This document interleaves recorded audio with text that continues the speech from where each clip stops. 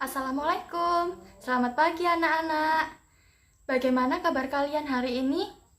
Semoga sehat selalu ya, stay safe and stay healthy. Oke, sekarang kita akan melanjutkan materi kita yang minggu lalu tentang koperasi. Sekarang kita akan melanjutkan materi kita tentang koperasi, yaitu fungsi dan peran koperasi. Fungsi dan peran koperasi itu membangun dan mengembangkan potensi dan kemampuan ekonomi anggota pada khususnya dan masyarakat pada umumnya untuk meningkatkan kesejahteraan ekonomi dan sosialnya. Yang kedua, berperan secara aktif dalam upaya mempertinggi kualitas kehidupan manusia dan masyarakat. Yang ketiga, memperkokoh perekonomian rakyat sebagai dasar kekuatan dan ketahanan perekonomian nasional dengan koperasi sokogurunya. Yang keempat, berusaha mewujudkan dan mengembangkan perekonomian nasional berupa usaha bersama berdasarkan atas asas kekeluargaan dan demokrasi ekonomi. Karena koperasi ini kan berlandaskan dengan asas kekeluargaan. Jadi, koperasi ini menjunjung tinggi tentang kebersamaan dan kesejahteraan anggotanya. Selanjutnya, perangkat organisasi koperasi itu ada 3. Yang pertama, rapat anggotanya. Rapat anggota ini merupakan pemegang kekuasaan tertinggi dalam koperasi. Rapat melalui rapat anggota, seorang anggota koperasi akan menggunakan hak suaranya. Yang kedua, yaitu pengurus. Pengurus ini dipilih dalam rapat anggota dari kalangan anggotanya. Pengurus pemegang kuasa saat rapat anggota. Yang ketiga, pengawas. Pengawas menjadi salah satu perangkat organisasi koperasi dan menjadi suatu lembaga atau badan struktural koperasi. Selanjutnya, sumber permodalan koperasi.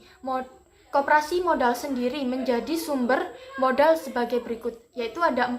Yang pertama, simpanan pokok. Yang kedua, simpanan wajib. Yang ketiga, dana cadangan. Yang keempat adalah hibah. Simpanan pokok. Simpanan pokok adalah sejumlah uang yang wajib dibayarkan oleh anggota kepada koperasi pada saat masuk menjadi anggota.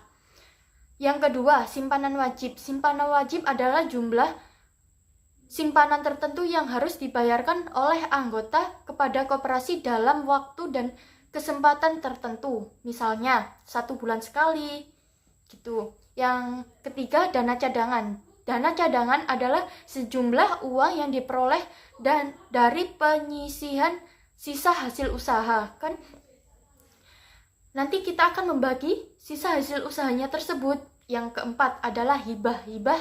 Hibah adalah sejumlah uang atau barang yang dapat dinilai dengan uang yang diterima dari pihak lain yang bersifat hibah, pemberian, dan tidak mengikat. Jadi hibah ini seikhlasnya begitu.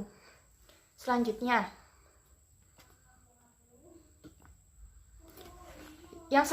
kita akan membahas tentang cara mendirikan koperasi. Cara mendirikan koperasi itu minimal harus memiliki 20 orang anggota. Koperasi yang paling awal dan yang paling bawah adalah koperasi primer. Ada yang masih ingat koperasi primer itu apa? Masih ingat kan? Minggu kemarin kita sudah membahas tentang jenis-jenis koperasi. Pendirian koperasi terdiri dari beberapa tahap.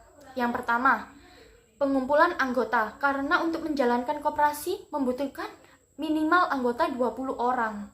Yang kedua, para anggota tersebut akan mengadakan rapat anggota untuk melakukan pemilihan pengurus koperasi seperti ketua, sekretaris, bendahara.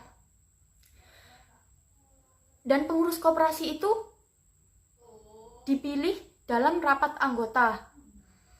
Yang ketiga, setelah itu koperasi tersebut harus merencanakan anggaran dasar dan rumah tangga koperasi itu, meminta perizinan dari negara, barulah bisa menjalankan koperasi dengan baik dan benar. Terima kasih. Semoga bermanfaat.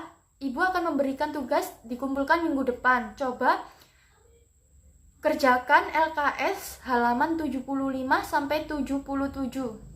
Dikumpulkan minggu depan ya melalui email.